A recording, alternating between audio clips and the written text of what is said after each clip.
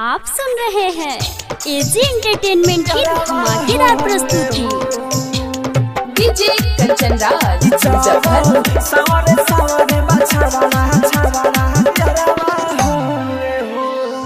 हमारे गांव में घर कर हमारे ओरिता के मोर चिन्हरवा हवे हो ए हो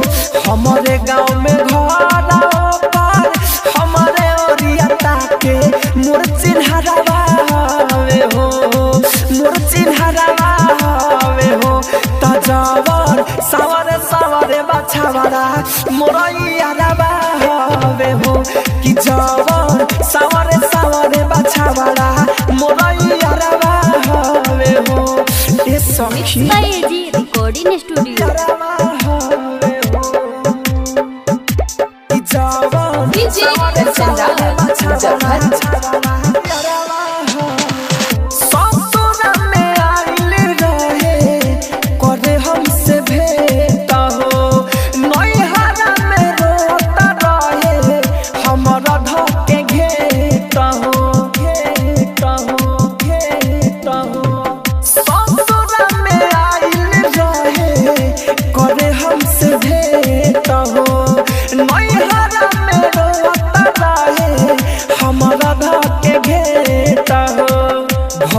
तोहरा खातिर सखी हमारा यारवा ई बिरनवा हवे हो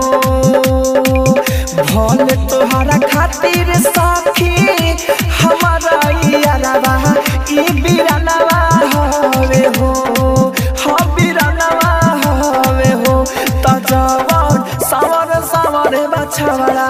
मोरा यारवा हवे हो हजवन सवर सवर बछवाड़ा मोरैयारवा हवे हो mix by AG recording studio. कि जावन डीजे कंचन राज राइटर होरिल सखी बाव परना महो पहिले से चलत रहे ओकरे से काम हो राइटर होरिल सखी बाव परना में हो पहिले से चलत रहे ओकरे से काम हो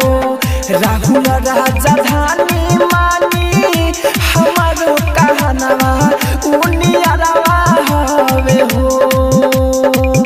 राहुल राजधानी मानी हमारो कहनवा उनियारवा हवे हो हनियारवा हवे हो तजवन सवर सवर बछवाड़ा मोरैयारवा हवे हो कि जवन सवर सवर बछवाड़ा मोरैयारवा हवे हो। Mix by AG recording studio Roshanpur Sapaha.